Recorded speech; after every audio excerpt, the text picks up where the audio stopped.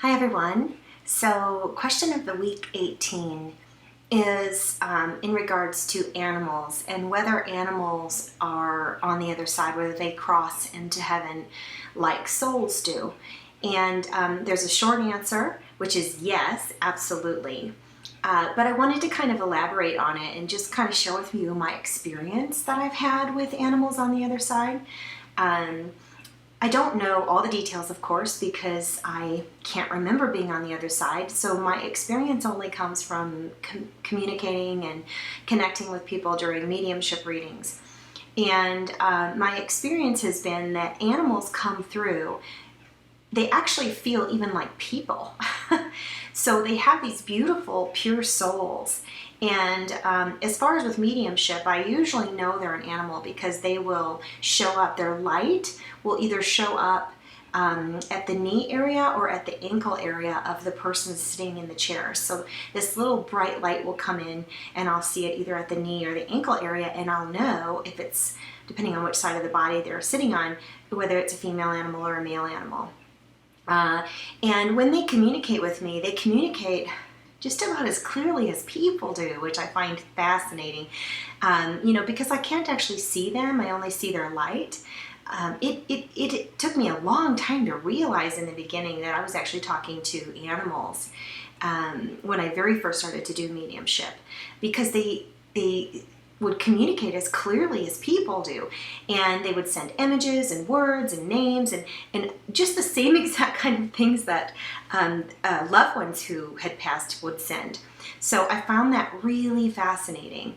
The other thing is they had emotions, they had gratitude, just beautiful, beautiful expressions would come from these pets to their owners as if they were children of the person that I was connecting with. And their personalities come through. So what that tells me is that when they leave their physical bodies, just as when a person leaves their physical body, they still exist. They are embraced by the one consciousness that created us all. They are allowed to continue to maintain their personality and their identity. It's just beautiful. It makes my heart sing because I have had many pets over the years. I have two now that I just cherish and adore. So it makes me happy to know that when I get to the other side, they're going to be there along with all of my family members celebrating my return home. I do have to share with you though, because it's not been limited to just cats and dogs and horses. My funniest reading that I had with an animal on the other side, and this was, gosh, I want to say maybe 12 years ago, but it stuck. It's such a fascinating thing. I was connecting with this lovely woman and did not know her and had connected with a family member. And then the next thing, I saw this gray ball of puff, is the best way I could describe it, sitting on her lap. And I stared at it for a while because I had no idea. It wasn't moving. It was very still and quiet, but I could feel that it was an animal. I could tell it was an animal. So I said to her, this is going to sound really odd to you, but I have a gray ball of fluff, just this puffy, fluffy thing sitting on your lap.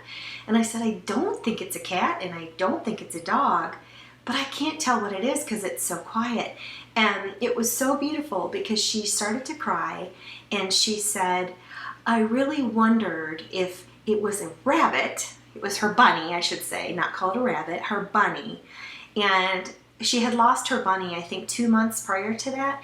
And she had really been wondering before she came if she was ever going to connect with that bunny again, if that bunny was going to be in the afterlife.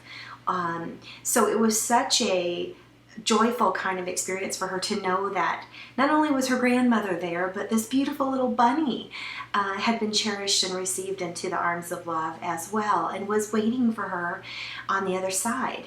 I would say the communication was not as vigorous as it could be with cats and dogs. It was a little more subtle, but the sweetness of this beautiful little bunny was beautiful.